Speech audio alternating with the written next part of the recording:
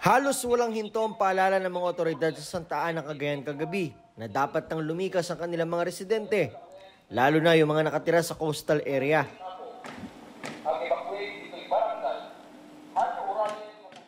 Anumang oras kasi daraan sa Santa Ana ang Super Typhoon Nando bago dumiretso sa Batanes area. Naabutan namin ang residenteng ito na naglalagay ng takip sa kanyang mga bintana. Pagpatak ng bandang mag-aalas 11 ng gabi, nagsimula na magparamdam ang bagyong Nando. Sa tinutuluyan naming hotel sa Santa Ana, ramdam ang unti-unting paglakas ng bagyo.